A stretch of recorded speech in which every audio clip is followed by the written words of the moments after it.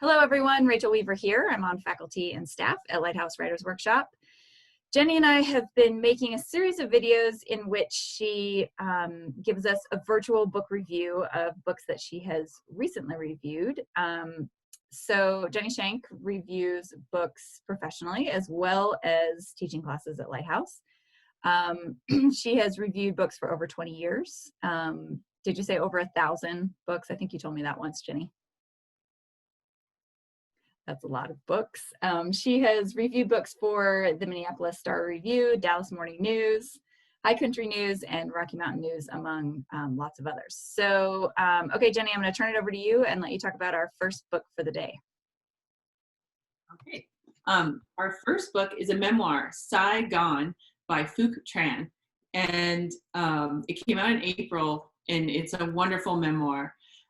Phuc, first of all, starting with his name, that's not the way you would pronounce it in Vietnamese, but that's the way that he and his family decided to pronounce it so that people in the small town in Pennsylvania, Carlisle, where they immigrated to, would be able to understand how to pronounce it. He came to America when he was about 3 or 4. His parents were Vietnamese refugees, and they were just assigned to a town. So they were assigned to this little town in Pennsylvania. And as he says, they were the token refugee family. So he grew up until he was in high school. I think he was their family was the only Vietnamese family in this town.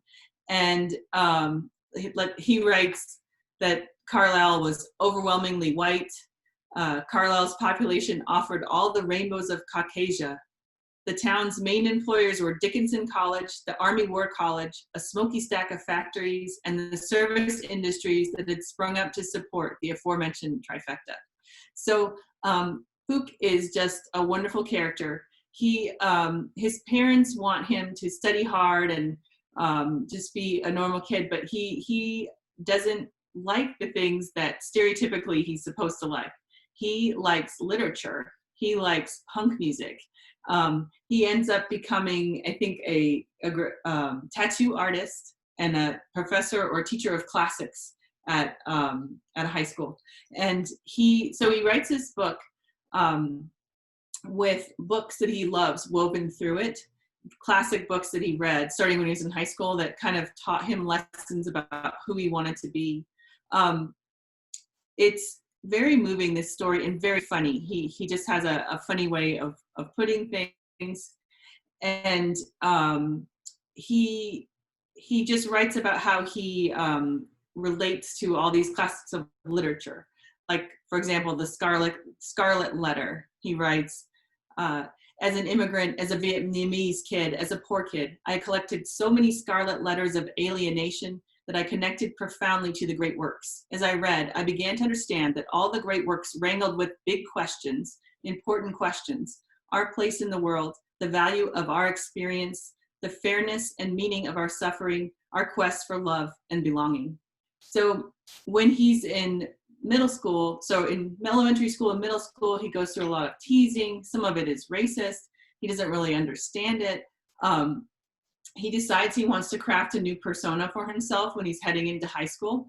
And he notices these skate punks that always hang out and skateboard. And he goes to the library and he looks up like a book on punk music. And then he kind of uses it as a guide to find the music and find the clothes. And he turns himself into this skate punk, who's also a very literate, like the best read kid in the high school.